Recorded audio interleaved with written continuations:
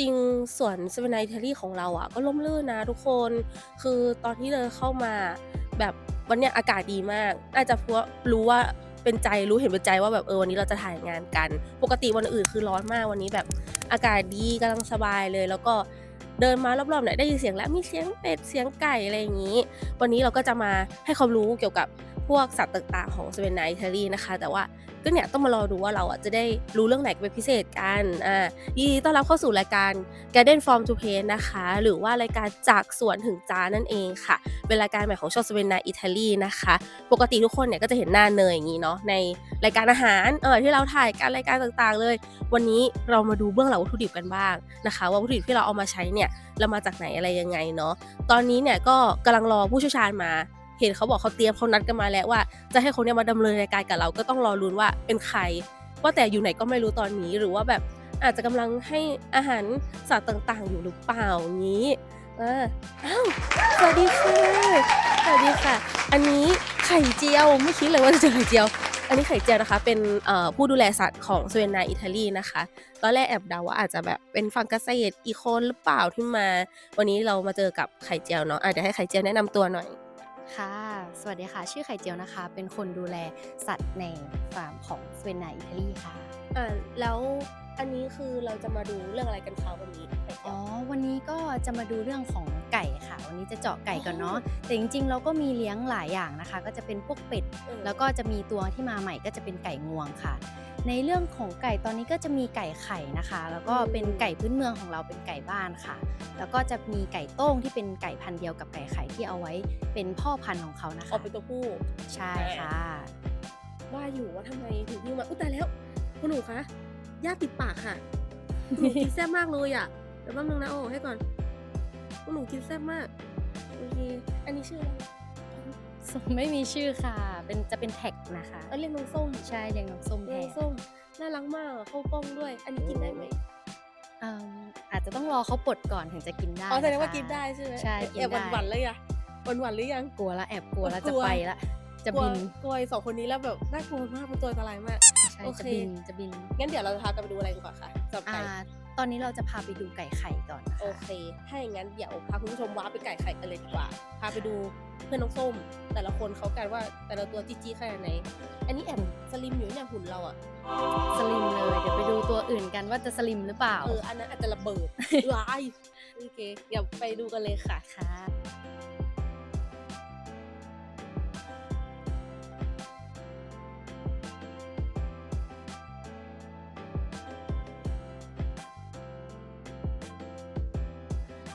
เอ้ยไก่เยอะมากเลยเนาะ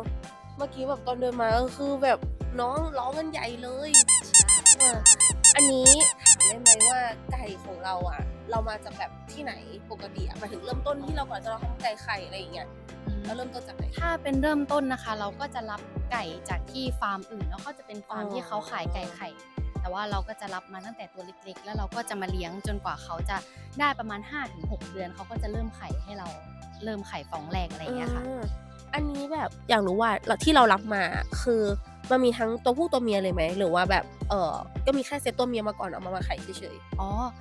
ครั้งแรกที่เรารับมานะคะก็จะรับเป็นแค่ตัวเมียเนาะเรารับเป็นเซตก็คือเป็นเซตละ20ตัวรอบแรก20เราตัวก็รับมาก่อน20ตัวอืมรอบ2เราก็รับมาอีก20ตัวอะไรอย่างเงี้ยค่ะคือรับอืมเป็นตัวเมียมาก่อนส่วนตัวผู้ตอนนี้ก็มีรับมาค่ะแต่ว่าไม่ได้เยอะเพราะเราจะเอามาแค่เป็นพ่อพันธุ์ของเขาเราก็รับมาทั้งหมด5ตัวตอนนี้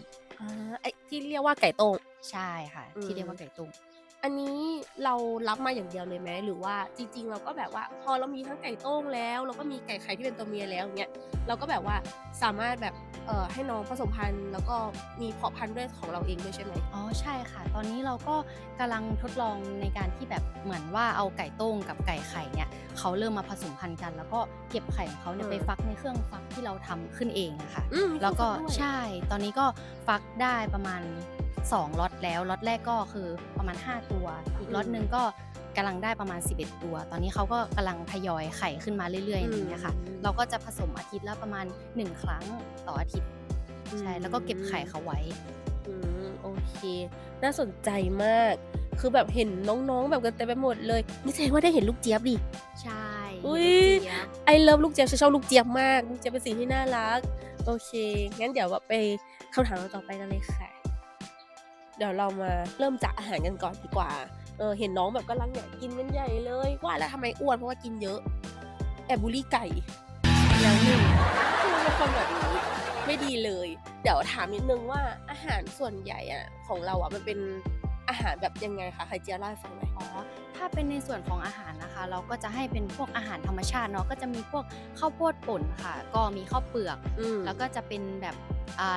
รำละเอียดอะไรอย่างนี้ ผสมไปแบบเหมือนว่าผสมกับหยวกกล้วย แล้วก็จะมีพวกหญ้าหวานโม่ด้วยอะไรเงี้ยค่ะ เราก็จะให้แล้วแต่ช่วงนั้นมีอะไรเนาะ เราก็จะพยายามผสมให้น้องกิน เป็นพวกวัตถุดิบธรรมชาติ เป็นผลผลิตจากสวนเราเหรอ? ใช่ค่ะ อ๋อ ที่เราเอามาผสม อันนี้ถามได้ไหมว่าไอ้ตัวอาหารที่เราผสมเนี่ยค่ะ เราผสมกับแบบพวกหัวอาหารสำเร็จรูปได้ไหม หรือว่าแบบเป็นผลผลิตเพียวๆจากแบบสวนของเราเลย? จริงๆ ตอนนี้ก็ยังจะมีในเรื่องของหัวอาหารเนาะ เราก็ยังใช้บ้าง แต่ว่าไม่ได้ใช้มากกว่าวัตถุดิบธรรมชาติที่เราหาได้เองนะคะ เพราะว่าตอนนี้ก็มีแพลนว่าจะอนาคตข้างหน้าเราอาจจะใช้เป็นพวกอาหารที่เป็นธรรมชาติ 100% อะไรอย่างงี้ ก็คือจะไม่ใช้หัวอาหารแล้ว ใช่ค่ะ ก็มันอยู่ในช่วงปรับสูตรเนาะ ใช่กำลังปรับสูตรค่ะตอนนี้ ในอนาคตนี่มีโอกาสจะแบบทำอาหารขายไปเลยไหมคะ? อาหารไก่แบรนด์ Sunai ที่นี่ ก็ไม่แน่นะคะ ก็ เพราะว่า ไม่แน่เนาะ ตอนนี้ก็เริ่มทำอะไรใหม่ ๆ ก็คือเหมือนว่าตอนนี้เราจะให้โปรตีนหลักเป็นพวกหนอนแมลงวันลาย หรือว่าเราเรียกอีกชื่อหนึ่งว่า BSF เนาะ BSF ตอนนี้ ด้วย ใช่ เราก็กำลังเพาะเลี้ยงนะคะ ตอนนี้ก็เริ่มให้น้องไก่ไข่ แล้วก็น้องไก่บ้านพื้นเมืองของเรากินด้วย ใช่ค่ะ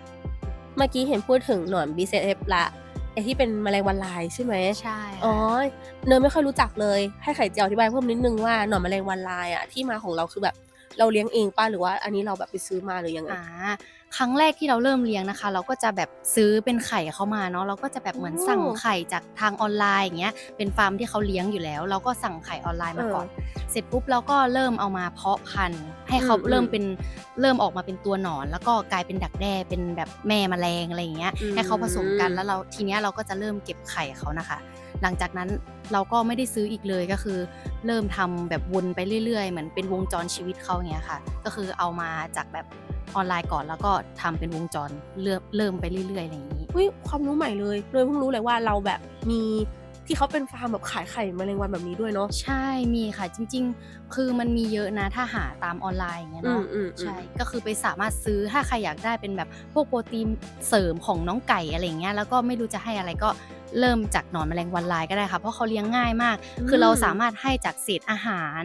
เหมือนที่ฟาร์มเรา อย่างเงี้ย เราเลี้ยงแบบเหมือนเลี้ยงไก่เยอะเนาะ เราก็จะใช้พวกโปรตีนเยอะ แล้วเราก็ปลูกผักด้วย เราสามารถเอาเศษผักที่ว่าเขาเริ่มแบบเสีย หรือว่าแก่ อย่างเงี้ย เราก็เอามาให้น้อง BSF กินได้นะคะ อ๋อ ใช่ เขาเป็นพวกแบบหนอนแมลงวันที่เขาช่วยย่อย อะไรอย่างเงี้ย ไม่เหมือนแมลงวันบ้านน่ะค่ะ อันนี้ถ้าเกิดน้องได้กิน ก็คือได้กินเป็นตัว ๆ เลยเนาะ ที่เป็นหนอนตัว ๆ ใช เลย เป็นหนอนตัว โอ๊ย งั้นแสดงว่าโปรตีนก็คือแบบถึงเลยล่ะ ใช่ เพราะว่า ค่ะ พวกหนอนแมลงเนาะ มันก็จะเป็นแบบสัตว์ที่เป็นตระกูลที่แบบโปรตีนค่อนข้างจะสูงอยู่แล้ว ใช่ค่ะ ขนาดแบบคนเขายังแบบสนับสนุนเลยให้แบบกินพวกแบบแมลงทอด หนอนรถด่วน อะไรอย่างงี้เนาะ โปรตีนมันสูง แล้วตัวอาหารน่ะ มันมีผลต่อแบบสีไข่ไก่อย่างงี้ไหม? เพราะว่าเนยอะตอนที่กินไข่ไก่ของแบบสวนของเราเนาะ ของ Sunai Dairy อะ เนยรู้สึกว่าไข่แดงมันแน่นมาก ก็เลยอยากรู้ว่าอาหาร พวกอาหารธรรมชาติที่ตัวบอกอะ แบบมีข้าวโพดป่น มีนู่นนั่นนี่ แล้วก็มีหนอนแมลงวันลายด้วย อย่างเงี้ย มันส่งผลต่อไข่ไก่เปล่า? จริง ๆ ส่งผลนะคะ ก็เหมือนว่าสารสี อะไรอย่างงี้เนาะ เราก็ไม่ได้ใช้ แต่เราจะใช้เป็นพวกวัตถุดิบธรรมชาติ ก็คืออย่างเช่น มะละกอ ก็จะช่วยให้ไข่ของเขาเนี่ยมีสีที่ส้มขึ้นนิดหนึ่ง อะไรอย่างเงี้ย พวกข้าวโพด แล้วก็จะเป็นตัวของไอ้ตัวใหม่ตอนนี้ที่เรากำลังจะเริ่มทำเนาะ จะเป็นพวกดอกดาวเรืองอะค่ะ ก็คือเราใช้ในการที่แบบเอามาให้น้องกินด้วย เป็นมื้อว่างของน้อง อะไรอย่างงี้ ใช่ คือแสดงว่าเราไม่ได้มีแค่ตัวอาหารหลัก เรา ใช่ มี ค่ะ ของว่างด้วย ใช่ ของว่างก็มีเหมือนกัน พวกของว่างก็จะมีพวกแหน่แดงเนาะ แล้วก็จะเป็นหญ้าหวานโม่ อะไรอย่างเงี้ยค่ะ เดี๋ยวนี้ก็เริ่มมีหญ้าเนเปีย อะไรอย่างงี้ ที่เราปลูกเพิ่มหญ้า ขึ้ เน น เปีย ใช่ เราก็จะให้เขาเป็นช่วงนะคะ ก็คืออาทิตย์หนึ่งเราก็จะให้สักประมาณแบบ 2-3 ครั้ง อะไรอย่างเงี้ยค่ะ น่าสนใจมาก ใช่ โอเค งั้นเดี๋ยวเราตัดกันไปที่ส่วนของต่อไปกันเลยค่ะ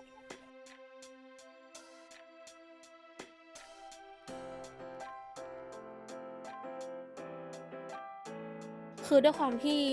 เราเน้นดูแลแบบธรรมชาติเนาะ เห็นบอกว่าไก่ของ Sunai Dairy เนี่ย เราไม่ฉีดสารเร่งฮอร์โมนด้วย ใช่ เอ ค่อะ ก็คือมั่นใจในความแบบการเลี้ยงไก่แบบสุขภาพดีแบบธรรมชาติเลยแบบไก่ไข่อารมณ์ดีทีเนี้ยจะถามว่าถ้าเกิดสมมุติแบบน้องป่วยอะเรามีวิธีการรักษายังไงคะจริงๆอะถ้าน้องเริ่มป่วยหรือว่าแบบเริ่มมีอาการที่ว่าเขาเริ่มไม่กินข้าวหรือว่าเขาเริ่มซึมเนี้ยเราอะจะแยกออกไปให้อยู่ตัวเดียวก่อนเนาะเพราะว่าเราจะกันเพื่อแบบไม่ให้เขาติดเพื่อนๆเขาอะไรอย่างเงี้ยค่ะด้วยความที่เราก็ไม่ได้ใช้ยารักษาหรืออะไรอย่างงี้เนาะเราก็จะแยกเขาไปก่อนแล้วก็ดูอาการว่าเขาเป็นอะไรอย่างเช่นถ้าเขาเริ่มเป็นหวัดหรืออะไรอย่างเงี้ย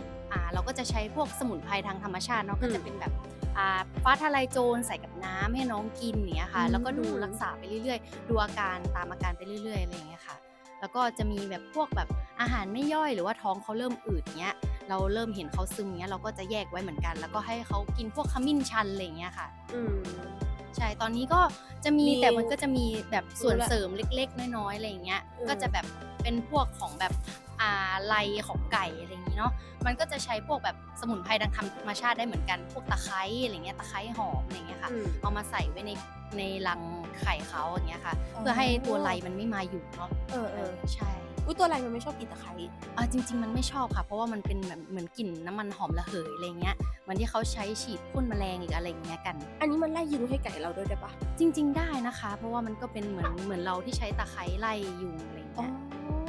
มันก็มีข้อดีหลายอย่างอยู่เนาะในการใช้สมุนไพรจริงๆมันก็ถือว่าแบบเป็นภูมิปัญญาชาวบ้านเลยไหมในการใช้สมุนไพรอย่างนี้ใช่ค่ะเพราะว่าเราก็ไม่ได้ใช้ยาตัวอื่นหรือว่าอะไรอย่างนี้เพราะเราจะใช้เป็นพวกสมุนไพรที่เราปลูกเองด้วยอะไรอย่างเงี้ยค่ะอันนี้เรามีวิธีในการให้สมุนไพรเขาอย่างเงี้ยค่ะยังไงนะอย่างเช่นแบบฟ้าทลายโจรเห็นบอกว่าละลายกับน้ำละลายยังไงเนี่ยตัวอธิบายหน่อยได้ไหมจริงๆมันก็จะมีหลายวิธีนะถ้าเราต้องการให้แบบฤทธิ์ฟ้าทลายโจรเขาออกฤทธิ์ดีเนาะเราก็จะเอาไปต้มก่อนเอาไปต้มกับน้ำร้อนไว้สักประมาณ 10-15 นาทีอะไรอย่างนี้ให้เขาออกฤทธิ์แล้วก็ค่อยเอามาให้เขาผสมน้ำดื่มแต่ว่าถ้าเขาไม่ได้ป่วยหรือว่าอย่างเช่นวันนี้นะคะที่เราก็ใส่ฟ้าทลายโจรลงไปในน้ำเหมือนกันอะไรเงี้ยก็คือใส่แค่ฉีกใบพอให้เขาแบบยุ่ยนิดนึงแล้วก็ใส่ลงไปในน้ำให้เขาละลายไปกับน้ำอันนี้ก็จะออกฤทธิ์ได้ช้ากว่าแต่ว่าก็สามารถป้องกันได้สำหรับตัวที่แบบเหมือนเสริมภูมิคุ้มกันให้เขาอะไรอย่างเงี้ยค่ะแต่ว่าตัวขมิ้นชันอะไรอย่างนี้เนาะเราก็จะใช้เป็นขมิ้นแล้วก็เอาไปตากแห้งแล้วก็ทำมาเป็นผงอะไรเงี้ยค่ะเอาไปปั่นให้มันเป็นผง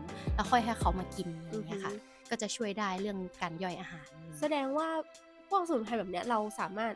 ให้ได้แบบตลอดเลยเนาะมันไม่จำเป็นว่าอุ๊ยพอเขามีอาการปุ๊บเราถึงค่อยให้จริงๆเราจะไม่ให้บ่อยนะคะเพราะว่ามันก็จะมีเรื่องของการขับของเสียอะไรอย่างเงี้ยภายในตัวเขาเนาะอาจจะแบบมีอันตรายหรือเปล่าในระยะยาวเราก็จะให้เป็นแบบอาทิตย์เว้นอาทิตย์หรือว่าเขาเหมือนว่ามันจะมีช่วงของเขาที่เขาจะเริ่มป่วยอาจจะเป็นช่วงหน้าหนาวเงี้ยค่ะเขาจะเริ่มเป็นหวัด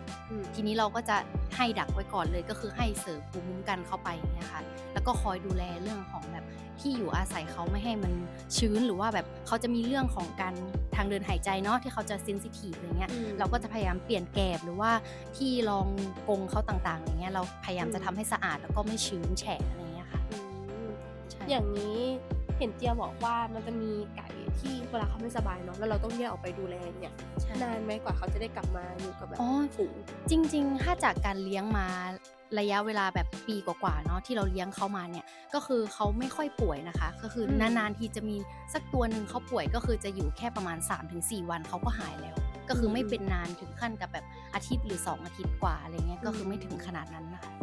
ะอันนี้สังเกตเนาะว่าตัวไก่ของเราอ่ะเราไม่ได้เน้นเลี้ยงขังเนาะใช่ไหมเพราะปกติเนยเคยเห็นแบบตามแบบโฆษณาหรือว่าตามแบบที่เนยเคยไปดูพวกรายการเกี่ยวกับไก่อะไรอย่างเงี้ยเขาก็จะแบบเลี้ยงเหมือนเลี้ยงใส่กรงปะใช่ที่มันจะเรียกว่าเลี้ยงแบบเขาเรียกว่าอะไรเลี้ยงแบบกรงตับอ่ะใช่เขาจะมีชื่อของเขาเนาะจะมีชื่อด้วยตามฟาร์มใหญ่ๆก็จะเลี้ยงแบบนี้อันนี้ทำไมเราถึงเลี้ยงแบบไม่เลี้ยงแบบของเขาอะคะจริงๆเราเน้นเป็นพวกเรื่องของไก่ไข่อารมณ์ดีเนาะถ้าใครแบบเหมือนว่ากำลังศึกษาเรื่องนี้อยู่มันก็จะมีแบบช่วงนี้เทรนด์ไก่ไข่อารมณ์ดีกำลังมาบวกกับว่าเขาเนี่ยจะได้เดินแบบอิสระแล้วก็จะได้แบบเหมือนว่าไม่เหมือนว่าขังเขาอยู่ในที่แคบๆอะไรอย่างเงี้ยค่ะแล้วก็อีกอย่างคือมันส่งผลต่อการแบบอยู่ไปแบบเหมือนมีชีวิตรอดไปเรื่อยๆอะไรอย่างเงี้ยค่ะเหมือนว่าเขาจะอยู่ระยะเวลาที่นานกว่าการที่เราเลี้ยงแบบกรงตับคือเขาไม่ได้ออกกำลังกายไม่ได้เดินคุยดินหรืออะไรแบบนี้ค่ะใช่พวกนั้นเขาก็จะปลดที่แบบ1ปีหรือว่า1ปีครึ่งเขาก็จะปลดแต่ว่าของไก่เราก็คืออยู่มาจะ2ปีแล้วก็ยังอยู่ได้ยังไข่ได้ปกติเนี่ยค่ะก็เลยคิดว่าน่าจะเป็นเพราะว่าเราเนี่ยเลี้ยงแบบปล่อยเนาะแล้วเขาอารมณ์ดีตลอดเวลาไม่ได้โดนขังหรือว่าอะไรอย่างนี้ก็ทำให้เขามีสุขภาพที่แข็งแรงขึ้นอะไรอย่างเงี้ยค่ะ ได้คุยดินตามธรรมชาติ อ๋ออันนี้เห็นมีทางเดินเล่นให้น้องด้วยน่ะตร อ๋ ง อ นั้น ใช่ค่ะ ทางเดินเล่นก็เหมือนว่าเราให้เขาเดินออกไปข้างนอกอะไรอย่างเงี้ยค่ะ ก็จะมีพวกหญ้าอะไรอย่างงี้เนาะ เราก็จะไม่ต้องตัดนะคะ ก็คือปล่อยไว้แค่ประมาณ 2-3 วัน เป็น เนี่ เค ย รื่องตัดหญ้าอัตโนมั ใช ติ ่ หญ้าเขา อืม ก็คือจะไม่ขึ้นแล้ว เพราะว่าไก่เนี่ยจะไปจิกกินหมดเล เอย อะไรอ อ ย่างงี้ ใช เฮ้ย ่ ดีอะ เพราะว่าอย่างอันเนี้ยคือเหมือนเราสามารถทำให้น้องเขาออกไปเดินเล่นได้ โดยที่แบบน้องก็ไม่ได้ไปไหนไกลเนาะ ก็ ใช คือยังอยู่ในแอ่ เรียที่เราทำไว้ ใช่ค่ะ คือ เอ เขาก็ อ ไม่ได้ไปไหนไกล แล้วก็จะไม่โดนแบบพวกแบบศัตรูอะไรอย่างงี้เนาะ เป็นพวกแบบสัตว์ที่เราเลี้ยง หรือว่าเป็นหมาหรือเป็นแมวอะไรอย่าง อ๋ เงี้ย เขาอาจจะมากัดไก่ อ ได้ อันนี้ก็เป็นการป้องกันอีกแบบหนึ่ง ก็คือ อื ทำทางเดิน ม ให้ๆ ๆ เขาไปเลยว่า เราฟิกซ์ให้เขาเดินอย่างงี้แหละ ไปทางนี้ อะไรอย่างเงี้ย เราจะได้คอยมองเขา อะไรอย่างเงี้ยค่ะ อืม แล้วอันนี้ถ้าเกิดว่าการที่เราเลี้ยงแบบเนี้ย ที่เป็นเรื่องของไก่ไข่อารมณ์ดีเนี่ยค่ะ อืม มันก็ส่งผลต่อไข่เราด้วยสิงั้น? ใช่ จริง ๆ ส่งผลต่อไข่นะคะ ก็คือเหมือนแบบเราเลี้ยงเขาเนาะ เขาก็จะไข่ ฟองใหญ่ขึ้นกว่าเดิมนิดหนึ่ง แล้วก็ อ๋อ บวกกับว่าสีของไก่ไข่เนี่ยจะเห็นได้ชัด ก็คือไก่ไข่ตามฟาร์มที่เขาเลี้ยงเป็นพวกกรงตับ อย่างเงี้ย เขาจะซีดเป็นสีแบบเหลือง ๆ หน่อย ใช่ไหม อืม แต่ว่าๆ ๆ ถ้าเป็นฟาร์มที่เลี้ยงตามไก่ไข่อารมณ์ดีเนี่ย สีของไก่ไข่เขาจะเป็นแบบไข่สีแดงแบบส้ม ๆ ออกส้ม ๆ เนาะ ก็คือ อื สีมัน ม จะชัดกว่า อะไรอย่างเงี้ยค่ะ เพราะว่ามันขึ้นอยู่กับเหมือนพวกอารมณ์ของไก่ด้วย อะไรอย่างเงี้ยค่ะ อืม ใช่ น่าสนใจมาก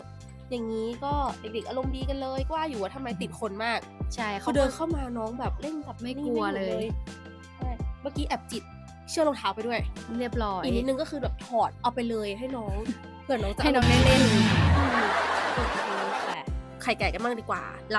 าพูดถึงไก่ไข่กันแล้ว เพราะฉะนั้นเราต้องมาคุยกันถึงเรื่องผลผลิตของน้องกันบ้างเนาะ ตัวไข่ไก่เนี่ย อันเนี้ยคือเป็นที่ที่ให้เขาขึ้นมาไข่เลยเปล่า?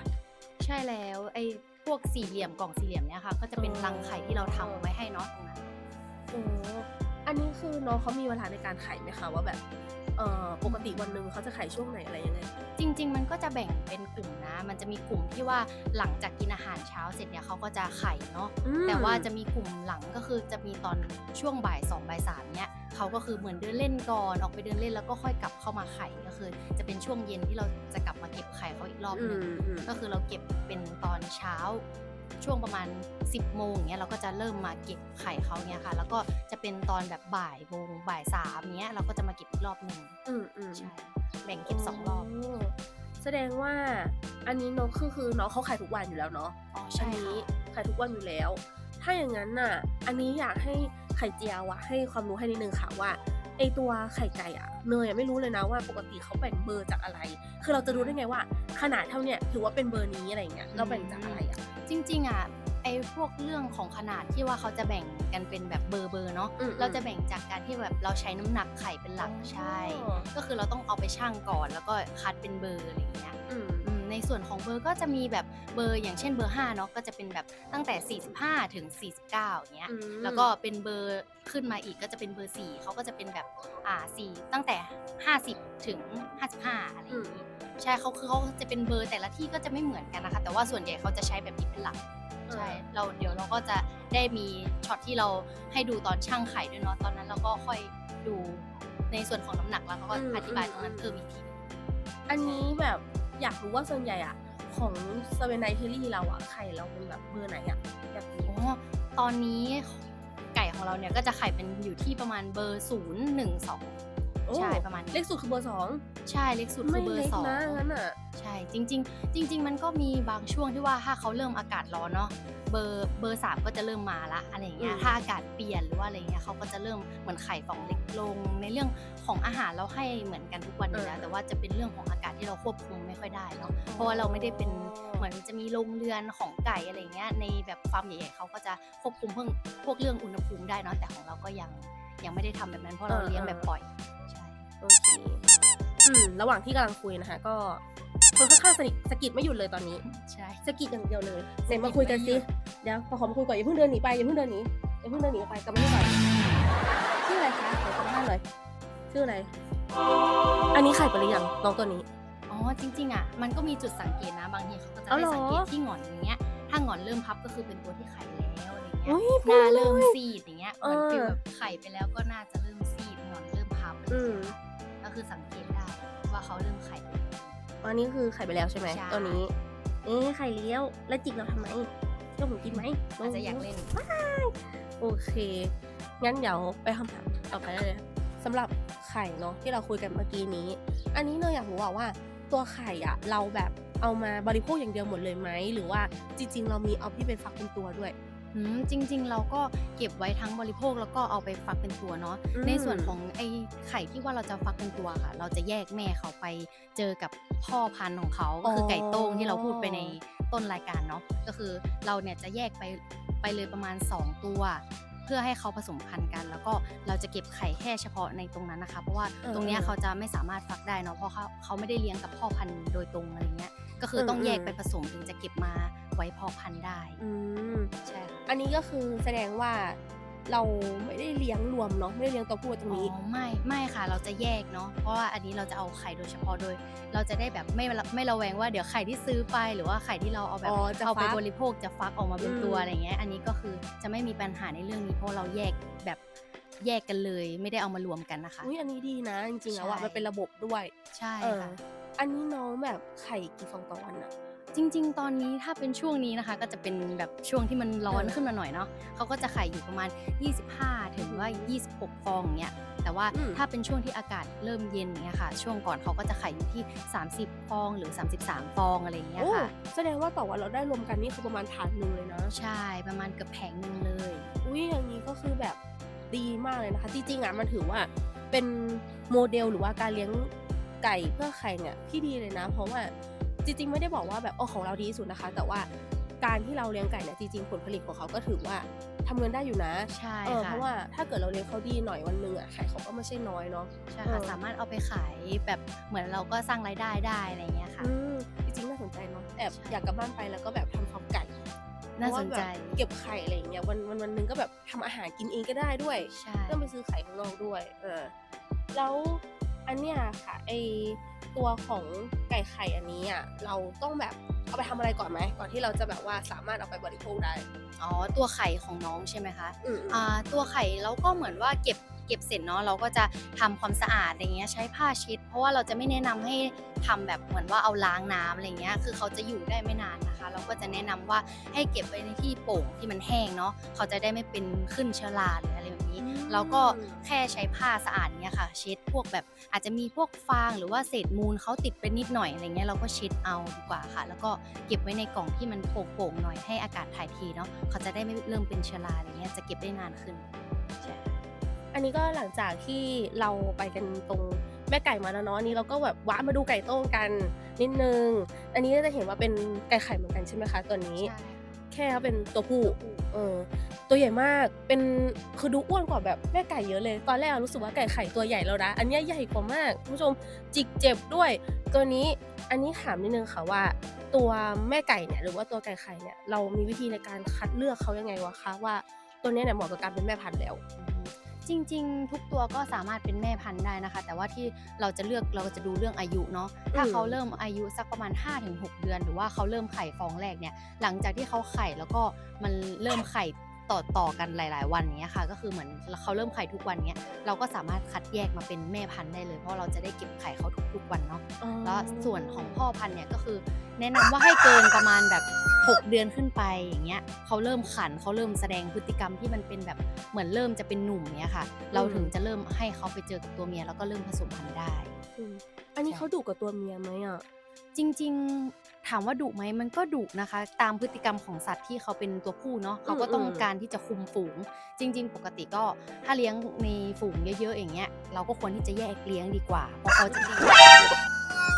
แต่ว่าอันนี้ก็คือเหมือนเราแยกเลี้ยงแค่ตัวผู้แค่5ตัวเนาะมันก็ไม่ได้เป็นจำนวนมากแล้วเขาก็อยู่ด้วยกันตั้งแต่แรกตั้งแต่ตอนเขาเล็กๆแล้วอะไรอย่างเงี้ยค่ะก็เลยยังไม่ได้มีปัญหาเรื่องที่ว่าเขาตีกันจนแบบเหมือนแบบอยู่ด้วยกันไม่ได้อะไรอย่างเงี้ย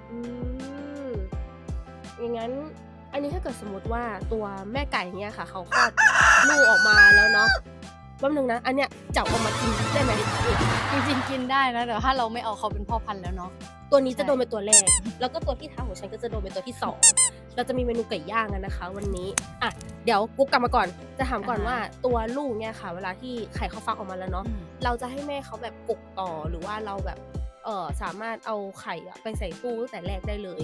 จริงๆแล้วปกติไอไก่พันไข่เนี่ยเนาะเขาจะ แค่ไข่แล้วก็เหมือนเขาให้ อ๋อ ผลผลิตเป็นไข่เฉยๆเขาจะไม่ค่อยกกนะคะโดย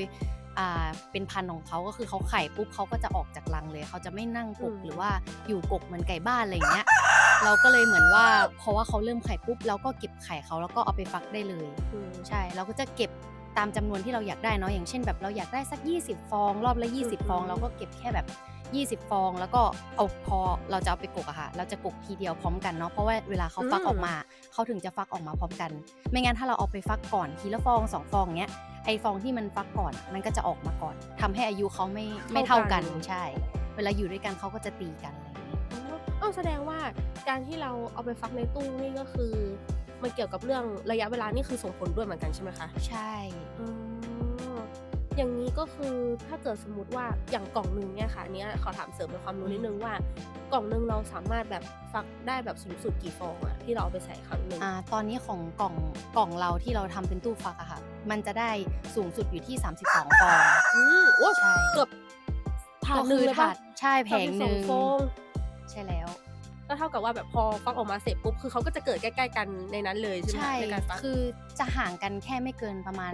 2-3 วัน ถ้าเขาเริ่มเกินจากนั้นคือมันจะเป็นไข่ที่มันเสียแล้วอะไรอย่างเงี้ยค่ะ ก็คือตัวเขาจะไม่ฟักออกมาแล้ว เราก็สามารถคัดไข่ตรงนั้นไปแบบเอาไปทิ้งหรือไปฝังหรือทำลายตามที่ว่าตามส่วนของเราทำได้เลยค่ะ อืมอย่างนี้ถ้าเกิดสมมติว่าน้องฟักออกมาในกล่องแล้วเนี่ยค่ะ เราแบบต้องแยกออกมาเลยไหมหรือว่าก็ต้องกบไฟน้องต่อในนั้น อ๋อจริงๆ ถ้าเราแยกออกมาเราควรที่จะดูแลให้มันแบบพวกเรื่องอุณหภูมิอะไรอย่างงี้เนาะมันเป็นเรื่องสำคัญถ้าสมมุติแบบเราน้องจริงๆถ้าน้องฟักออกมาเนี่ยมันไม่จำเป็นที่จะต้องกินน้ำกินอาหารเนาะอยู่ได้ประมาณ3วันหลักๆก็คืออยู่ได้3วันเราสามารถเอาไว้ในตู้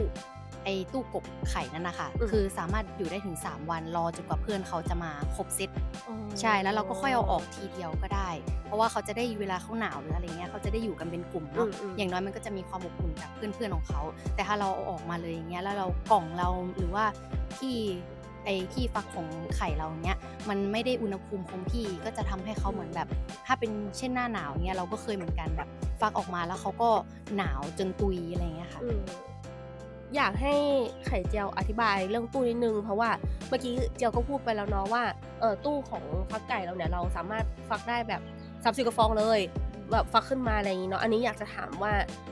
กระบวนการในการทำงานของตู้เขาอะค่ะมันมีกระบวนการคร่าวๆอย่างไรบ้างจริงๆแล้วไอ้ตู้ฟักไข่เนี่ยของเรามันหลักๆเนาะที่ว่าจะต้องควบคุมมันจะเป็นเรื่องของอุณหภูมิกับความชื้นอย่างเงี้ยเวลาเราเอาไปฟักก็คืออุณหภูมิเนี่ยมันจะอยู่ที่ประมาณ 36.7 ถึง 37.7 ก็คือแบบพยายามไม่ให้มันห่างกันมากเนาะคือแบบพอให้เขาฟักได้ส่วนในเรื่องของความชื้นนะเราก็จะคงที่ไว้ที่55ถึง60ไอ้ช่วงนี้ก็คือยังโอเคเพราะว่าแบบเวลาไข่เขาแบบใกล้จะฟักอะไรเงี้ยคือความชื้นก็สำคัญด้วยทำให้แบบเปลือกไข่เขาชุ่มชื้นแล้วก็เวลาเจาะออกมามันจะง่ายกว่าเนาะเปลือกไข่เขาก็จะไม่ค่อยแข็งอะไรอย่างนี้งั้นอันนี้ก็คือระบบการทำงานคร่าวๆเนี่ยก็คือเราใช้อุณหภูมิประมาณเท่านี้ใช่แล้วมันมีส่วนประกอบอะไรยังไงข้างในบ้างคะแบบตอนที่เราเอาไข่เข้าไปฟักจริงๆข้างในข้างในกล่องนะมันจะมีแบบตัวของเครื่องค่ะมันจะเป็นตัวที่เอาไว้กับไข่อันนี้เราก็สั่งจากออนไลน์นะคะแบบเหมือนว่าเราสั่งออนไลน์มาเนาะแล้วเราก็มาต่อกับเซ็นเซอร์ตัวเซ็นเซอร์ของเครื่องเขาก็จะทำงานแบบเหมือนว่าให้ไข่เนี่ยมันพลิกประมาณแบบ45องศาเขาจะพลิกซ้ายพลิกขวาคือพลิกไปเรื่อยๆระหว่างนั้นอารมณ์เหมือนแม่ฟักใช่อารมณ์เหมือนว่าแม่ไก่เวลาเขากกไข่เขาก็จะพยายามพลิกตัวให้ไข่มันพลิกไปพลิกมาเงี้ยให้มันได้อุณหภูมิที่เท่าๆกันทั้งหมดของไข่ทุกฟองเนาะเขาก็จะพยายามให้ทุกส่วนโดนแบบความร้อนอะไรเงี้ยใช่เหมือนกันอันนี้ก็เหมือนกันพอใกล้ๆที่แบบเขาใกล้จะฟักอย่างเงี้ยเราก็จะหยุดเครื่องกับไข่ให้มันอยู่นิ่งๆเพราะว่าเขาจะเตรียมฟักออกมาแล้วอะไรเงี้ยค่ะนี้ตัว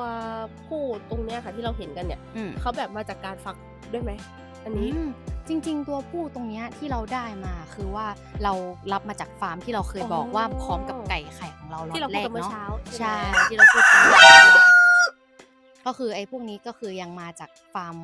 เรารับมา5ตัวเนาะแล้วก็เลี้ยงจนเขาเป็นพ่อพันธุ์ตอนนี้ใช่อย่างนี้นั่งกินน้ำเลยหิวน้ำเรา4 ชั้นเยอะเกิน งั้นอันนี้ก็คือถือว่าเป็นกระบวนการทำงานคร่าวๆเนาะของตู้ฟักไข่เราอันนี้โอเคค่ะ อย่างงั้นอันนี้ในส่วนของไก่โต้งเราก็จบแล้วเนาะในการเรื่องของการเพาะพันธุ์ใช่อ๋องั้นเดี๋ยวขอถามเสริมนิดหนึ่งก็ได้อือฮึอันนี้อยากถามเสริมนิดหนึ่งค่ะว่าตัวไก่โต้งเนี่ยในการดูแลเขาอาหารการกินอะไรต่างๆการผสมน้ำก็คืออือฮึ จะเหมือนไก่ไข่ตัวเมียปกติเลยใช่ไหมคะอันนี้ใช่แต่ว่าในส่วนของอาหารเนี้ยเราอาจจะแบบเพิ่มผักขึ้นมาเยอะมากกว่าอะไรอ๋เงี้ยพวกแบบอพืชผักอะไรอย่างงี้มีพวกกฐินอะไรอย่างเงี้ยเนาะกฐินตากแห้งอืมหรือว่าจะเป็นแบบหญ้าหวานอะไรอือฮึเงี้ยจะเพิ่มมากกว่าของตัวเมียนิดหนึ่งตัวเมียเขาก็ยังผสมหัวอาหารเยอะใช่ไหมแต่ว่าสำหรับของไก่โต้งเนี่ยเขาก็จะแบบลดหัวอาหารลงมาแล้วก็กินเป็นพืชผักอะไรเงี้ยเพิ่มมากขึ้นเพราะเขาไม่จำเป็นที่จะต้องเอาไปสร้างไข่หรืออะไรอย่างเงี้ย เขาก็กินได้ตามธรรมชาติเลยอ๋อใช่โอเคส่วนน้ำหรือว่าสมุนไพรอะไรอย่างงี้ก็ให้เหมือนกันอืมไก่โต้งนี่ส่วนใหญ่จะไม่ค่อยเหมือนด้วยความที่เขาอาจจะแข็งแรงอยู่แล้วนี้เนาะอือฮึไม่ค่อยมีเรื่องของการป่วย จะมีแค่เหมือนว่าเขาจิกกันอะไรเงี้ยเราอาจจะต้องทำแผลช่วงแรกๆที่เขายังไม่ค่อยสนิทกันเนาะตอนที่เขามาใหม่ๆเหมือนเริ่มเป็นหนุ่มเงี้ยเขาอาจจะมีการจิกหงอนหรือว่าจิกหน้ากันเงี้ยเราก็อาจจะแยกออกมาทำแผลหรืออะไรอย่างงี้อืแต่ว่าเรื่องป่วยมยังไม่มีโอตั้งแต่เค เลี้ยงมาก็ยังไม่มี อันนี้อยากรู้ค่ะว่าไก่โต้งตัวหนึ่งเนี่ยเขาสามารถแบบเป็นพ่อพันธุ์ได้นานเท่าไหร่ในแบบอายุการทำงานของเขาจริงๆ แล้วเขาก็สามารถผสมได้เรื่อยๆ ยาวจนถึงประมาณแบบอืม4-5 ปีอะไรอย่างเงี้ยแต่บางตัวก็สามารถนานได้กว่านั้นอีกเป็น10ปีแต่ว่าโอ้เขาเรียกว่าอะไรเหมือนน้ำเชื้อเขาก็จะเริ่มแบบลดเหมือนไม่ค่อยแข็งแรงอะไรอย่างเงี้ยค่ะอืมประสิทธิภาพมันก็จะลดลงเรื่อยๆแต่สามารถเป็นพ่อพันธุ์ได้ไปเรื่อยๆอย่างงี้อืมแล้วแต่ว่าเราต้องการแบบ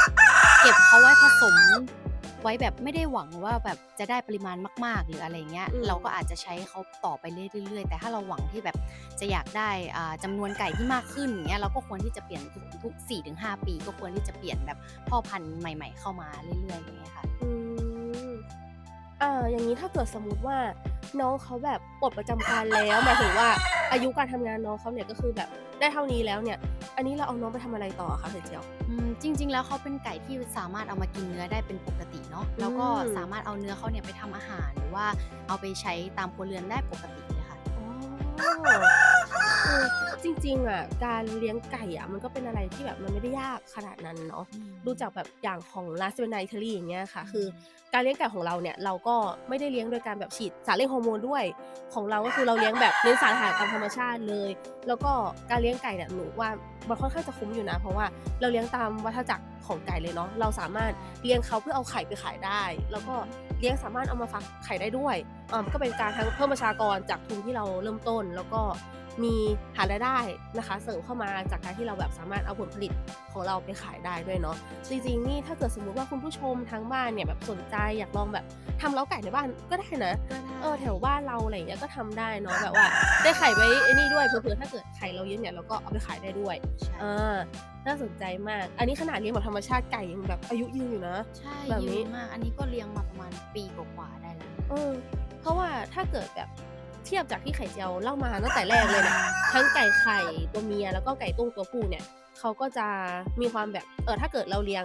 ไม่ใช่แบบเลี้ยงเปิดอย่างเงี้ยใช่ เขาก็อาจจะแบบปลดประจำการเร็วกว่านี้ด้วยเร็วกว่านี้เพราะว่าเหมือนเขาไม่ค่อยได้ออกกำลังกายหรือว่าได้เดินเล่นจะอยู่กับที่อย่างเดียวอืมอย่างงั้นก็อย่างเงี้ยถือว่าเป็นการเลี้ยงที่แบบก็ทำให้เขาอารมณ์ดีไปด้วยเนาะใช่อืค่ะม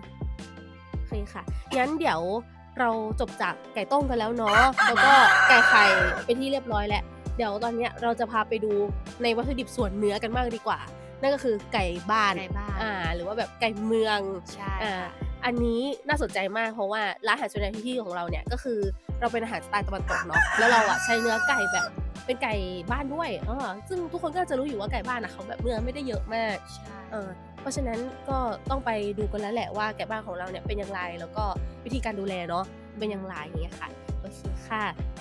มาถึงช่วงไก่บ้านกันแล้วนะคะอันนี้เราก็แบบวาร์ปจากตรงไก่ต้มมาแล้วก็มาที่ไก่บ้านกันเลยเนาะอันนี้คือแบบสังเกตเลยว่าเราอะคือมีความดิบเถื่อนกว่าแบบไก่ไข่ไก่ต้มมากเป็นสไตล์ตกแต่งแบบฟีลโมเดิร์นอยู่นะแม่โมเดิร์นด้วยไม้ใช่ อ่า อันนี้จะถามหน่อยว่าตัวไก่อะเราแบบว่าเอามาจากข้างนอกไหมคะหรือว่าแบบเป็นที่เราเพาะพันธุ์เองสำหรับไก่บ้านจริงๆถ้าเป็นล็อตแรกๆเนาะก็จะเป็นจากที่ข้างนอกนั่นแหละอืค่ะมแต่ว่าพอเรารับมาเสร็จปุ๊บเขาก็จะมีตัวผู้กับตัวเมียในฝูงเนาะทีเนี้ยตัวผู้ก็จะมี1ตัวที่เขาจะเป็นอืมตัวพ่อพันธุ์คุมฝูงทั้งหมด เขาก็จะคอยที่จะผสมกับตัวเมียที่เขาพร้อมที่จะไข่แล้วอะไรอย่างเงี้ยค่ะ อืม เขาก็จะเหมือนว่าผสมเสร็จปุ๊บก็จะมีลูกตัวเล็กๆออกมาเรื่อยๆเป็นรุ่นๆไปเนาะ อันนี้ที่ผสมกันอันนี้บอกได้ไหมว่าแบบอย่างเดือนล่าสุดที่ผ่านมาอย่างเงี้ยเราแบบได้ตัวลูกเจี๊ยบเขาเนี่ยมาเยอะไหม โอ้ยค่อนข้างเยอะนะคะ เดือนที่แล้วนี้เขาก็ออกไข่ค่อนข้างเยอะตอนเดือนที่แล้วนี้ได้ประมาณ77ตัว อืม ใช่ที่ออกมา เกือบร้อย ใช่ อันนี้แสดงว่าเหมือนแบบเราเลี้ยงเซตหนึ่งทีนึงคือถ้าเกิดน้องเกิดขึ้นมาก็คือแบบเกิดได้เยอะอยู่นะ ใช่ค่ะ ข้องหนึ่งเขาแบบได้ประมาณกี่ฟองคะอันนี้รู้ไหม จริงๆ ถ้าเป็นไก่บ้านปกติเนาะถ้าเป็นที่ของเราเนี่ย อืม เขาจะอยู่ที่ประมาณ13-14 ฟอง แต่บางตัวก็คือถ้าเหมือนเขาเพิ่งไข่เงี้ยเขาก็จะได้แค่แบบ8-10 ฟอง แต่ถ้าเป็นแม่นานๆแล้วก็คือเกือบ20 ฟองนะเขาถึงจะนั่งกบอะไรอย่างเงี้ยค่ะ โอ้แสดงว่าประชากรเพิ่มเยอะมากนะของไก่บ้านอะเพราะว่าอย่างตัวไก่ไข่ใช่ไหมคะเราก็ยังแบบ ใช่ค่ะ เอาไข่เนาะแบ่งออกมาทั้งฟักกับแบบแบ่งออกไปขายแบ่งไปกินบริโภคอย่างนี้เนาะแต่อันนี้คือแบบเราฟักเป็นตัวอย่างเดียวเลย ใช่ เพราะฉะนั้นถ้าเกิดเลี้ยงรอบนึงก็คือแบบไก่เยอะขึ้นมาก ใช่ โอ้อันนี้มีวิธีจัดการยังไงไหมคะสำหรับเรื่องประชากร จริงๆ ถ้าเขาเริ่มเกิดมาเราก็จะลิสต์ไว้เลยว่าตัวนี้เกิดเป็นพ่อนี้หรือว่าแม่นี้อะไรอย่างเงี้ยค่ะ อ๋อ ก็คือจะแยกไว้เลย เพราะเราจะเอาตัวที่ว่าเขาเริ่มโตที่เป็นรุ่นลูกๆเนี่ย อืม เอามาเป็นแบบเป็นบริโภคเนาะเราก็จะเอาเก็บไว้อะไรเงี้ยส่วนตัวที่ผสมเราก็จะแยกไว้เป็นส่วนของผสมอะไรอย่างงี้เป็นพ่อพันธุ์แม่พันธุ์ไปเลย โอเค ใช่ ค่ะ อันนี้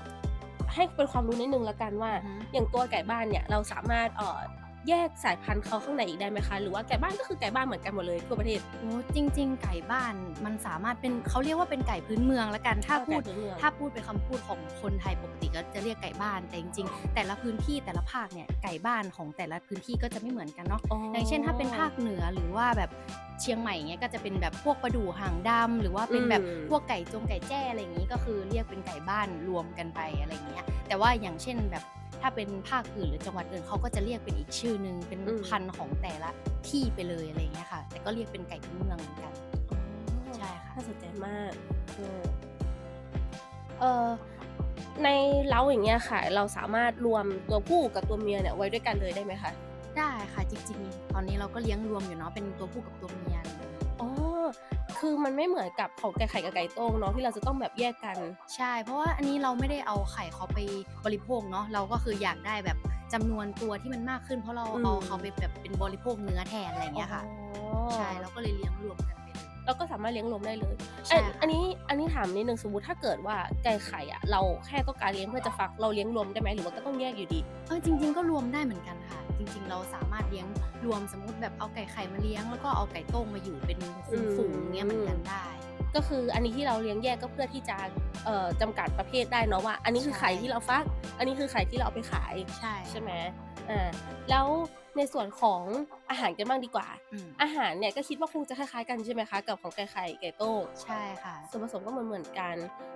ถามนิดนึงในเรื่องหนอนแมลงวันลายหรือว่า BCF อย่างเงี้ยค่ะ ตัว BCF เนี่ยตัวหนอนตัวนี้เนี่ยเขา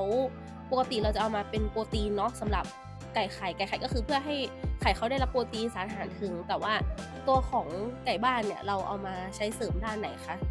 จริงๆ ไก่บ้านเนี่ยด้วยความที่เราก็รู้อยู่แล้วนะว่าเป็นไก่พื้นเมือง เขาค่อนข้างที่จะมีกล้ามเนื้อที่มันค่อนข้างที่จะเยอะ ไขมันแทรกในเนื้อเนี่ยก็จะน้อย น้ มา อก ย ทำให้แบบเหมือนว่าเนื้อมันจะเหนียวเพราะเขายิ่งแก่มันจะเริ่มเหนียวใช่ไหม อืม ทีเนี้ยเหมือนเขาออกกำลังกายอีกมันก็จะบวกกับว่ากล้ามเนื้อเขาเริ่มแข็งแร เพราะ ง ว่าเขาชอบวิ่ง ใช่ สังเกตอยู่ ทีเนี้ยเราก็เลยจำเป็นที่จะต้องเพิ่มโปรตีนที่มันมีพวกไขมันไอ้พวก BSF เนี่ยมันก็จะมีตัวของไขมันด้วย เขากินเข้าไปก็จะเพิ่มความแบบเหมือนเพิ่มไขมันในกล้ามเนื้อเขาให้มันเพิ่มมีไขมันแทรกอะไรอย่างนี้ ใช่ก็จะช่วยให้เนื้อเขาอะจากที่ว่ามันแข็งอย่างเดียวเงี้ยก็จะมีความอ่อนนุ่มจากไขมันของตัวไก่ด้วยอะไรอย่างนี้ใช่ ในส่วนของว่างค่ะของแบบไก่บ้านเนี่ยเรามีอะไรที่แตกต่างกับตัวไก่ไข่กับไก่โต้งไหม จริงๆถ้าเป็นพวกของว่างก็จะคล้ายๆกันเนาะ อืม เพราะว่าเราก็จะให้เป็นแบบแหนแดงหรือว่าหญ้าหวาน อืม โม่อะไรอย่างเงี้ยเราก็จะให้แต่ว่าก็จะมีเพิ่มมาเป็นแบบพวกกะเพราโหระพาอะไรอย่างงี้เนาะแบบเป็นสมุนไพรพื้นบ้านที่เราปลูกอะไรอย่างเงี้ยค่ะก็จะให้แต่ว่าถ้าพวกสมุนไพรที่มันมีฤทธิ์ร้อนเราก็จะจำกัดการให้หน่อยเนาะไม่ให้มากจนเกินไปอะไรอย่างเงี้ยค่ะแล้วก็จะมีในส่วนของข้าวเปลือกอะไรเงี้ยตอนบ่ายๆก็อาจจะมาโปรยๆให้เขาได้วิ่งเล่นกินจิกกินบ้าง อ๋องั้นก็แสดงว่า อาหารแล้วก็ของว่างของแบบตัวไก่บ้านเนี่ยก็คือคล้ายๆไก่ไข่เลยใช่ค่ะ ปริมาณต่างกันไหมคะหรือว่าก็ให้เหมือนๆกันเท่ากันอ๋อจริงๆปริมาณอาจจะต่างเพราะว่าไก่บ้านเนี่ยเขาค่อนข้างที่จะมีเยอะเนาะเราจะเพิ่มตามจำนวนเขาอะไรอ๋เงี้ยแต่ว่าอ ไก่ไข่ก็ไม่ได้มีเยอะมากอาจจะน้อยกว่าเขาเท่านึงอะไรอย่างเงี้ยค่ะ มันเกี่ยวกับตัวแอกทิวิตีหรือว่ากิจกรรมระหว่างวันของตัวไก่ด้วยไหมคะว่าอย่างเช่นไก่บ้านเนี่ยเขาจะวิ่งเยอะกว่าส่วนไก่ไข่เขาก็แบบวิ่งเนาะแต่ว่ามันไม่เท่าไก่ไข่เอ๊ะอืไม่เท่าไก่บ้านมอะไรอย่างเงี้ยอือฮึ มันแบบมีความแตกต่างในเรื่องนี้ด้วยไหมหรือว่าก็อยู่ที่ในจำนวนเรื่องที่จำนวนมากกว่านี่ว่ามันเกี่ยวกับเรื่องจำนวนมากกว่าค่ะเพราะอืว่ามจริงๆไอ้พวกแบบอาหารกลางวันหรือว่าแบบอาหารที่เป็นอาหารว่างอย่างเงี้ยเขาก็จะหากินได้อยู่แล้วเพราะเรามีทางเดินให้เขาเดินเนาะอ๋อเขาจะออกไปตามแปลงเป็นพวกแบบผักเศษผักอะไรเงี้เอยเขาก็จะอกินให้อยู่แล้วอะไรเงี้ย ๆอ๋ออย่างสมมุติถ้าเกิดเวลาที่ออกไปทางนู้นอะไรอย่างเงี้ยคือเขาก็แบบสามารถหาอะไรกินได้อยู่แล้วเนาะใช่ใช่ไหม ค่ะมันก็จะมีพวกแบบเศษผักเศษหญ้าอะไรอย่างงี้อยู่แถวนั้นอยู่แล้วอะไรอืเงี้ยค่ะมคิดว่ามันกินได้ มีแบบพวกไส้เดือนอะไรเงี้ยตามธรรมชาติไหมน้องอ๋อจริงจะเจอไหมจริงๆก็มีนะคะเพราะว่าเขาค่อนข้างที่จะชอบคุ้ยดินเนาะช่วงอ้อก่อนก็แบบเหมือนว่าฝนมันจะมีช่วงหนึ่งที่มันอืมเป็นฝนเนาะเขาก็จะแบบค่อนข้างดินแฉะก็จะมีไส้เดือนขึ้นมาบ้างอะไรเงี้ยเขาคุ้ยกินตามปกติค่ะโปรตีนธรรมชาติใช่ปกติธรรมเลิชาศติอันนี้สังเกตเนาะว่าพื้นที่ของเขาเนี่ยมันค่อนข้างจะเปิดกว้างใช่ไหมคะรู้สึกว่าเราอะเปิดกว้างกว่าแบบตัวของไก่ไข่ด้วยอันนี้จะถามว่าทำไมเราถึงต้องทำแบบพื้นที่ตรงเนี้ยให้แบบมันกว้างกว่าของไก่ไข่อะค่ะจริงๆก็อยู่ที่จำนวนตัวเขาด้วยเนาะอ๋เหมือนแบบอโดยรวมคือจำนวนตัวเขามากกว่าไก่ไข่แล้วก็บวกกับว่าเราต้องการให้เขามีพื้นที่ที่แบบเดินอืเล่นอะไรอย่างมงี้ๆๆเวลาเขาแบบอยู่ด้วยกันพอเขาอยู่ด้วยกันเป็นจำนวนเยอะๆเนาะแล้วบวกกับว่าเขาเนี่ยอายุต่างกันค่อนข้างเยอะบางตัวก็อายุ3-4 เดือนอย่างเงี้ยบางตัวก็คือโตจนแก่แล้วอะไรเอเงี้ยอเราก็เหมือนป้องกันในการที่เขามาเจอกันแล้วเขาจะจิกกันอะไรอย่างงี้อืมก็คือให้พื้นที่มันกว้างมากกว่าเดิมแล้วให้เขาได้อ๋มีที่เล่นคนละอ มุมกันอะไรเงี้ย คืออยู่ที่เรื่องของจำนวนตัวเนาะใช่ว่าเขาเยจำนวนตัอะกว่าวเข้าใจแล้วเพราะว่ารู้สึกว่าของไก่ไข่อะพื้นที่มันจะแบบไม่ได้กว้างเท่านี้เนาะอือฮึแต่ว่าอันนี้คือไก่บ้านก็เยอะกว่าจริงๆแบบใช่ข้างในคือเยอะมากเมื่อกี้ที่ไปยืนเนาะเยอะมากถ้าเกิดคุณผู้ชมดูจากแบบฟุตที่เราแบบดูอะคือแบบมันจะมีแบบไก่บ้านอะเดินเต็มไปหมดเลยตอนวิ่งเล่นตอนอะไรอย่างเงี้ยเออโอเคแล้วอันนี้อยากถามนิดนึงว่าด้วยความที่อากาศน้องเขาเป็นพื้นที่ค่อนข้างจะเปิดเนาะ แดดอะไรเงี้ยเขาก็จะเข้ามาง่ายอย่างเงี้ยอยากจะถามว่ามันส่งผลต่ออุณหภูมิของน้องเขาไหมว่าแบบพื้นดินเขาเย็นพอไหมอะไรเงี้ยอืค่ะมถ้าจริงๆในส่วนของเรื่องพื้นดินเนาะข้างใต้ดินที่ว่ามันเป็นดินที่เวลาเขาขุดเล่นอย่างเงี้ยอืมมันก็ค่อนข้างที่จะเย็นอยู่แล้วเพราะมันอ๋อยู่อใต้พื้นดินใช่มันไหมล่ะไม่โดนแดดใช่มันไม่ได้โดนแดดอยู่เหมือนผิวเออดินอะไรอย่างงี้ถามว่ามันร้อนไหมมันก็ร้อนค่ะแต่ว่าเราก็จะมีพื้นที่ที่มันเป็นร่มมีหลังคาอะไรเงี้ยอืให้น้องมซ่อนตัวอยู่แล้วเป็นแบบให้หลบแดดอะไรอย่างงี้อืมใช่แล้วก็อีกอย่างคือเราอะจะมีแยกไว้เลยก็คือมีโรงเรือนที่แยกในส่วนที่เราไปยืนเมื่อกี้ก็คือมีหลังคาอืมไว้แล้วก็หลังคาเนี่ยค่อนข้างที่จะทำไว้สูงอยู่แล้ว อืลมมันก็จะโกกด้วยโกกเข้าใชมา่ทำให้แบบพื้นที่ข้างในเนี่ยมันไม่ร้อนเนาะอืแล้วก็มมีที่ร่มให้เขาอยู่ได้เยอะตามจำนวนที่เขามีอยู่อะไรอย่างๆเงี้ยค่ะอันนี้ถามแบบเผื่อแก่ตัวอื่นด้วยยังไม่เคยถามอือฮึหลังคาอย่างเงี้ยคือเราใช้แบบวัสดุเดียวกันหมดเลยไหมทุกเล้าจริงๆตอนนี้ก็จะเป็นหลังคาวัสดุเดียวกันนะคะอืมแต่ว่ามันจะมีของไก่โต้งอย่างเงี้ยมันจะเป็น Metal Sheet เนาะก็คืออากันความร้อนด้วยอะไรเงี้ยมันก็ควบคุมอุณหภูมิได้อืมไม่ค่อยร้อนถ้าจากที่เราเดินเข้าไปเก็บภาพเมื่อกี้เนาะ ค่ะก็จะไม่อากาศร้อนเท่ากับตรงที่เป็นหลังคาปกติ แต่ว่าหลังคาปกติที่เป็นหลังคาลอนเนี่ยเราก็ทำพื้นที่สูงไว้อยู่แล้วก็คือไม่ต้องกลัวเรื่องของความร้อนเขาจะถ่ายทีลงมาเนาะอืใช่ก็ป้องกันได้ม อยู่แล้วค่ะก็ถือว่าอยู่สบายอยู่นะใช่ก็แบบว่ามีพื้นที่ให้น้องเขาวิ่งเล่นได้เนาะอย่างงี้อืมถ้าเกิดช่วงหน้าฝนเนี่ยเราเป็นแอ่งอย่างงี้อะอือฮึ น้ำก็มีน้ำให้เล่นเลยสิอย่างงี้ใช่ตรงนี้ก็จะมีน้ำขึ้นอยู่แล้วค่ะเป็นปกติถ้าเป็นหน้าฝนแต่ว่าเรามีสะพานให้น้องข้ามอย่างที่ทางเดินไก่ที่ว่าตอนที่เราถ่ายเก็บไว้เนาะก็คือจะเห็นเป็นสะพานอยู่แล้วอันนี้ก็คือเป็นสะพานให้น้องข้ามตอนช่วงที่ฝนตกแล้วน้ำมันค่อนข้างขึ้นอย่างงี้อืมเขาก็จะมาเล่นน้ำตรงนี้ด้วยอืมเอ่อมาถึงในส่วนของการนำไปบริโภคกันดีกว่าอันนี้ก็อย่างที่เราทราบกันดีเนาะว่าตัวไก่ไข่ใช่ไหมคะเราจะเอาตัวไข่เนาะเขาเอามาบริโภคแต่ว่าตัวไก่บ้านเนี่ยก็คงเป็นเนื้อใช่ไหมที่ไข่เจียวพูดถึงเรื่องแบบเราให้หนอน BZF เพื่อที่จะทำให้เขาแบบมีไขมันแทรกอือฮึ ทีเนี้ยจะถามค่ะว่าเรามีเกณฑ์ในการคัดตัวไก่บ้านอย่างไรว่าตัวเนี้ยสามารถนำไปบริโภคหรือว่านำไปทำอาหารได้แล้วตอนที่ว่าเขาเกิดมาค่ะเราก็คือจะจดไว้อยู่แล้วว่าเขาอายุเท่าไหร่อะไรอย่างนี้จนถึงเราเลี้ยงเขาจนถึงประมาณ5-6 เดือนเนาะจอืริงๆม5 เดือนก็คือเริ่มให้ได้แล้วแต่ว่าอืมถ้าน้ำหนักเขายังไม่ถึง1 กิโลอย่างเงี้ย เราก็ยังจะเลี้ยงต่อไปจนถึง6 เดือน จนกว่าเขาจะเลย1 กิโลไปเราถึงจะเอามาทำการฆ่าแล้วก็เพื่อแบบบริโภคอะไรอย่างนี้แสดงว่าไม่ได้อยู่ที่อายุเป็นหลักเนาะอยู่ที่น้ำหนักใช่เป็นหลักน้ำหนักก็เป็นหลักด้วย 1 กิโลกรัมแล้วอย่างเนี้ยค่ะไอตัวส่วนเนื้อที่เราเอาไปใช้เนี่ยเราแบบเอาไปใช้ได้ทุกส่วนเลยไหมหรือว่ามีส่วนไหนที่แบบเราแบบไม่ได้นิยมกินกันอะไรอย่างเงี้ยสำหรับไก่บ้านจริงๆเขาที่ร้านอาหารของเรานะคะที่ว่าเขาใช้เนาะเขาก็จะใช้เนื้อทุกส่วนเลยในส่วนแบบของแต่ละทั้งตัวเขาเนี้ยก็คือจะแบ่งเป็นส่วนๆแล้วก็ใช้แต่ละเมนูแตกต่างกันเนาะอืมโอเคฮะ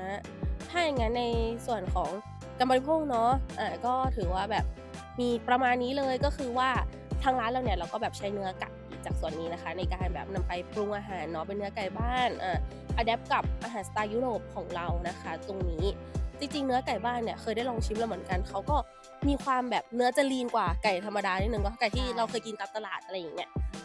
เขาจะมีความแบบเนื้อลีนกว่าแต่ว่าตอนที่ร้านทำออกมาคือแบบไก่นุ่มนะอร่อยเลยที่แบบตุ๋นอะไรอย่างเงี้ยตุ๋นแบบอย่างเมนูคาโซเล่อย่างเงี้ยไก่มีความนุ่มมากอร่อยมากอันนี้ก็ชอบจริงๆก็เป็นคำตอบอย่างนึงนะคะว่าแบบเมนูไก่บ้านอย่างเราเนี่ยมันไม่ได้จำเป็นต้องแบบเอามาทำต้มยำแบบสไตล์บ้านๆเราเสมอไปเราสามารถเอามาทำเมนูแบบตะวันตกนี้ก็ได้เหมือนกันเรามาถามคำถามเกี่ยวกับเรื่อง18 บวกกันนิดนึงดีกว่าให้ถามว่าเกี่ยวกับเรื่องอะไรอาจจะเป็นการแบบผสมพันธุ์หรือเปล่าก็อยู่แล้วคืออย่างของไก่โต้อะเราก็ถามไปแล้วแถมแบบมีซีนแบบ18 บวกให้คุณผู้ชมดูด้วยใช่น่ากลัวมากที่สุดงั้นมาถามของไก่บ้านก็มั่งดีกว่าว่าในการเพาะพันธุ์เนี่ยคือด้วยความที่เราเลี้ยงรวมตัวผู้กับตัวเมียอย่างน้องที่เราเห็นกันอย่างเงี้ยอันนี้คือเราก็ปล่อยเขาผสมพันธุ์ตามธรรมชาติเลยใช่ไหมคะใช่แล้วเขาก็จะผสมพันธุ์ตามธรรมชาติแต่ส่วนใหญ่มันจะมีตัวผู้แค่ตัวเดียวที่จะคอยผสมทั้งแม่ทั้งฝูงเนาะเพราะว่าเขาจะคุมอยู่แล้วแต่ว่าตัวผู้ที่แบบเขาเพิ่งเริ่มโตหรือว่าแบบสัก 5-6 เดือนเนี่ยเราก็จะเอาไปบริโภคแล้วไงเพราะเราต้องการให้เขามีพ่อพันธุ์แค่ตัวเดียวใช่มีความเป็นนักรักความมีหลายคนจริงไม่ต้องเรียกว่าหลายคนเรียกว่าหลายตัวใช่ค่ะแสดงว่าพ่อพันธุ์ตัวนึงสามารถขยายพันธุ์ได้เยอะอยู่นะถ้างั้นเยอะมากค่ะก็คือพ่อพันธุ์1ตัวเนี่ยสามารถคุมฝูงถ้าเขาเพิ่งแบบระยะเวลาที่เขาอยู่มาเนี่ยไม่ได้นานมากเนาะเขาก็จะคุมได้ประมาณ25 ตัวเมีย25 ตัวต่อตัวผู้1 ตัวอะไรเงี้ยแรงมากใช่เป็นไอดอลของชายไทยหลายๆคนได้เลยนะเอาจริงๆแล้วขนาดเนี้ยใช่แล้วอันนี้ถามนิดนึงว่าการผสมพันธุ์แบบทางธรรมชาติเนี่ยมันมีข้อดีกว่าแบบการที่เราจับมาผสมพันธุ์กันเองไหมจริงๆถ้าเป็นเรื่องของข้อดีเนาะคือเขาก็จะรู้ตัวเองอยู่แล้วว่าช่วงไหนที่เขาควรจะอยากผสมพันธุ์เนี้ยเหมือนเขารู้ตัวเองว่าต้องการผสมพันธุ์ตอนนี้แล้วก็มันง่ายบวกกับประหยัดถ้าการที่เราจับเขามาผสมพันธุ์เนี่ยมันมีขั้นตอนเยอะเนาะไหนๆเราต้องรีดน้ำเชื้อจากพ่อพันธุ์อาจจะเสียเวลาในส่วนนี้บวกกับว่าเราต้องเลือกแม่อีกถ้าเป็นพวกไก่สวยงามก็อาจจะคุ้มค่ะแต่ว่าถ้าเป็นในเรื่องของไก่ที่เราจะเก็บไว้บริโภคเนื้ออย่างเงี้ยเราก็ปล่อยให้เขาผสมเองดีกว่าไม่เสียเวลาเราด้วยที่ต้องคัดเลือกน้ำเชื้อหรือว่าเอามาเจือจางเพื่อผสมกับตัวแม่อีกอะไรเงี้ยใช่เราจำเป็นต้องแยกสีแท็กเขาไหมว่า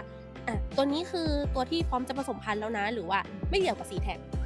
จริงๆสีแท็กที่แยกไว้ตอนนี้มันจะมีสีเขียวกับสีแดงซึ่งมันเป็นแยกเพศเนาะสีเขียวก็เป็นเพศผู้แต่ว่าสีแดงก็เป็นเพศเมียในส่วนของว่าตัวไหนที่ว่าแบบเราแยกไว้ผสมไม่ผสมอะไรเงี้ยคือไม่ได้เกี่ยวกับเรื่องของแท็กเราจะรู้อายุเขาจากเลขแท็กอยู่แล้วดูจากเลขแท็กเฉยๆใช่ไหมคะแค่ตัวเลขส่วนสีก็คือเป็นตัวแยกเพศเนาะว่าเป็นเพศผู้หรือเพศเมียใช่แล้วอย่างอันเนี้ยอันนี้เมื่อเช้าเราก็พูดกันไปแบบคร่าวๆบ้างแล้วเนาะอันนี้แบบอยากถามเพิ่มอีกนิดนึงว่าสมมติแม่ไก่เนี่ยเขาฟักออกมาแล้วใช่ไหมคะตัวแม่ไก่เนี่ยเขาสามารถฟักไข่แบบสูงสุดอย่างเงี้ยครั้งนึงที่คลอดออกมาได้กี่ฟองจริงๆมันก็เคยมีแบบแม่หนึ่งได้12 ตัวนะ12 ตัวครั้งนึงใช่ก็แล้วก็จะมีแบบคือมันค่อนข้างที่จะไม่ต่ำกว่า10อยู่แล้วถ้าแม่เขาไม่ได้แก่มากอะไรอย่างเงี้ยค่ะก็คือเขาก็จะฟักลูกได้เยอะอยู่แล้วอะไรอย่างเงี้ยใช่ก็คือ10 ตัว20แบบประมาณแบบ20 ฟองได้10 ตัวอะไรเงี้ยคือเขาก็แล้วแต่ความสมบูรณ์พันธุ์ของเขาอะไรอย่างเงี้ยว่าเขาจะได้เท่าไหร่อันนี้เราจำเป็นต้องเลี้ยงแยกไหมหมายถึงว่าพอตัวแม่เขาแบบต้องฟักไข่เงี้ยต้องแยกกับตัวอื่นๆไหม เอาจริงๆเรามีรังแยกไว้อยู่แล้วเนาะคือถ้าเขาต้องการถึงช่วงที่เขาจะวางไข่เนี่ยเขาก็จะขึ้นไปบนรังของเขาเองก็คือเหมือนอยู่กับตัวเองไข่เสร็จไข่วันละฟอง2 ฟองพอครบจำนวนที่เขาต้องการที่จะไข่จนอยากกกแล้วเงี้ยเขาก็จะขึ้นไปกกเองก็ไม่ได้ลงมายุ่งกับใครหรือว่าก็ไม่ได้มีใครไปยุ่งกับเขาอะไรอย่างเงี้ยค่ะก็คือเป็นมุมส่วนตัวของเขาที่เขาอยู่ใช่ แล้วอย่างนี้สมมุติว่าเราก็แยกตัวแม่กับตัวลูกเจี๊ยบอะไรเขาเองนี้อยู่แล้วเนาะใช่ถ้าค่ะเกิดสมมติลูกเจี๊ยบเนี่ยลูกไก่ตัวเล็กๆเนี่ยเขาแบบโตขึ้นมาในระดับหนึ่งแล้วอะเราสามารถแบบปล่อยให้เขาแบบเดินออกมาอย่างนี้ได้ไหมหรือว่ามันต้องกำหนดอายุก่อนว่าอายุประมาณเท่านี้ถึงจะปล่อยออกมาได้จริงๆปกติอะเราจะรอให้สักประมาณ 2-3 อาทิตย์ก็คือเกือบจะ1 เดือนเราถึงจะอยากปล่อยให้เขาเล่นกับแม่เขาที่ข้างนอกเนาะเพราะว่าเราก็ห่วงเรื่องของความปลอดภัยคือการที่ว่ามันมีไก่โตด้วยอย่างเงี้ยเราก็จะต้องระวังเผื่อเขาอาจจะเหยียบโดนหรือว่าไม่ได้ตั้งใจเวลากินอาหารเงี้ยเขาอาจจะไม่เหยียบโดนแล้วอาจจะตุยได้อ๋อเพราะว่าน้องตัวเล็กกว่าใช่แล้วแล้วไก่บ้านแบบเขาแบบมีความแรงกว่าด้วยนะจริงๆแล้วแบบแรงในการเล่นการวิ่งอะไรอย่างนี้เนาะใช่มันเขาเล่นแรงอืมโอเคอันนี้ก็จบกันไปแล้วเนาะสำหรับในส่วนของไก่บ้านนะคะไก่บ้านวิธีการดูแลเนี่ยเขาก็จะมีความแบบแตกต่างกับไก่ไข่ไก่ต้มนิดนึงแค่นั้นแหละอาจจะเป็นเพราะว่า energy เนี่ยเขาสูงกว่าด้วยปริมาณอาหารรูปแบบอาหารเนี่ยก็อาจจะแตกต่างกันนิดหน่อยแต่จริงๆก็ไม่มากเลยเนาะแทบไม่ต่างกันเลยส่วนใหญ่ก็จะคือแตกต่างแค่แบบเรื่องของปริมาณกับจำนวนประชากรที่มันเยอะกว่าอย่างนี้เนาะแล้วก็ที่แตกต่างกันเลยก็คือเรื่องของการเพาะพันธุ์เพราะว่าของไก่ไข่ไก่ต้มเนี่ยเราจะเป็นต้องคัดเนาะเขามาเพื่อที่จะให้เขาผสมพันธุ์กันแล้วก็แยกผลผลิตเป็นไข่ไก่แล้วก็แบบเป็นลูกไก่เนาะตัวนี้แต่อันนี้คือแบบเราเน้นเอาตัวเขาอยู่แล้วเนาะก็ให้เขาฟักตามธรรมชาติเองก็ถือว่าเป็นแบบข้อแตกต่างเนาะถ้าเกิดคุณผู้ชมท่านไหนแบบอยากลองเลี้ยงไก่เองบ้างก็สามารถแบบเลือกตามสนใจได้เลยนะว่าอยากเลี้ยงแบบเป็นไก่ไข่หรือว่าจะอยากเลี้ยงแบบเป็นไก่บ้านอะไรเงี้ยเอาเนื้อไปบริโภคหรือว่านำไปจำหน่ายต่อก็ได้ก็ถือว่าเป็นทางเลือกที่น่าสนใจอีกทางนึงค่ะคุณผู้ชมอันนี้ก็จบกับช่วงไก่ไข่ไก่ต้มเนาะวันนี้แล้วก็ไก่บ้านเรียบร้อยแล้วอันนี้แอบแวบมาดูไก่ใหม่นิดนึงเห็นบอกว่ามีไก่งวงด้วยอันนี้ใครจะอธิบายนิดนึงค่ะว่าไก่งวงของเราเนี่ยอันนี้เรารับอะไรมายังไงกันบ้างคะอันนี้เราก็จะรับมาจากฟาร์มเหมือนกันค่ะอันนี้จะเป็นไก่งวงพันธุ์อเมริกันบอลเนาะแล้วก็รับมาจากฟาร์มอื่นตอนนี้เรามีอยู่5ตัวค่ะทั้งหมด5ตัวแล้วก็เลี้ยงมาได้ตอนนี้เขาอายุประมาณ2 เดือนแล้วค่ะเป็นไก่ใหม่ที่เรากำลังเริ่มที่จะทดลองเลี้ยงอะไรอย่างเงี้ยค่ะก็ว่าอยู่เพราะว่ารู้สึกตอนที่แบบเห็นน้องอ่ะคือน้องยังไม่ได้โตขนาดนั้นใช่ไหมเหมือนเนยเคยเห็นแบบลูกไก่งวงที่โตอ่ะเขาจะมีความแบบรูปร่างเปลี่ยนมากกว่านี้อยู่อะไรเงี้ยอย่างงอนเขาอ่ะมันจะใหญ่กว่านี้ปะค่ะใช่ตอนนี้ก็คือยังไม่ได้โตจนเต็มที่เนาะถ้าโตเต็มที่เขาก็จะอยู่ที่ประมาณ 5-6 เดือนอะไรอย่างเงี้ยค่ะก็คือโตได้อีกตอนนี้ก็คือเป็นช่วงที่เขากำลังวัยรุ่นอยู่อะไรอย่างเงี้ยนี่แสดงว่าร้านอาหารสเปนอิตาลีของเราก็มีแผนที่จะใช้เนื้อไก่งวงแล้วสิใช่ค่ะเพราะว่าเขาจะเลี้ยงเอาไว้ใช้ในบริโภคเนื้ออะไรอย่างงี้เนาะน่าสนใจจริงๆก็อยากลองชิมเนื้อไก่งวงเหมือนกันนะหนูยังไม่เคยกินเลยอ่ะน่าอยากรู้เหมือนกันว่าแบบตัวเนื้อเขาจะมีแบบ texture ต่างกันอย่างไรนะคะกับตัวเนื้อไก่บ้านของเราโอเคงั้นวันนี้ก็จบไปแล้วนะคะคุณผู้ชมสำหรับไก่ต่างๆนะคะของสวนเซนาอิตาลีเนาะวันนี้ก็ต้องขอบคุณไข่เจียวนะคะที่แบบว่าช่วยมาแนะนำนะคะไก่ต่างๆให้เราทานกันซะเยอะแยะเลยขอบคุณมากๆเลยนะคะแล้วก็สำหรับใครนะคะที่สนใจนะคะแล้วก็อยากจะเลี้ยงไก่เหมือนกับทางสวนเซนาอิตาลีเนี่ยก็สามารถนะคะลองทำตามคลิปนี้ดูได้นะคะหรือว่ามีตรงไหนที่แบบว่าอาจจะผิดพลาดประการใดก็ต้องขออภัยคุณผู้ชมมาณที่นี้ด้วยนะคะหรือว่าสามารถคอมเมนต์แลกเปลี่ยนความรู้กันข้างล่างใต้คอมเมนต์นะคะของ YouTube กันก็ได้นะคะสำหรับ EP ต่อไปจะเป็นตัวอะไรอันนี้ก็ยังไม่รู้กันงั้นก็อาจจะต้องฝากให้คนคิดสตอรี่บอร์ดนะคะคิดมานิดนึงค่ะว่าตัวต่อไปจะเป็นอะไรเพราะฉะนั้นก็ฝากกันไว้ด้วยนะคะคุณผู้ชมถ้าเกิดว่าชอบนะคะก็ฝากกดไลค์กด Subscribe นะคะหรือว่ากดติดตามนะคะกดกระดิ่งไว้ด้วยเพื่อที่จะไม่พลาดคลิปถัดไปของเรานะคะไม่ว่าจะเป็นทั้งคลิปสอนทำอาหารแล้วก็สำหรับคลิปของเนื้อสัตว์ต่างๆเนาะไม่ได้มีแค่สัตว์ด้วยเรามีของเกษตรด้วยใช่อาจจะแบบต่อไปอาจจะเป็นเกี่ยวกับผักก็ได้ใครจะรู้งั้นก็ฝากติดตามกันด้วยนะคะบ๊ายบายค่ะ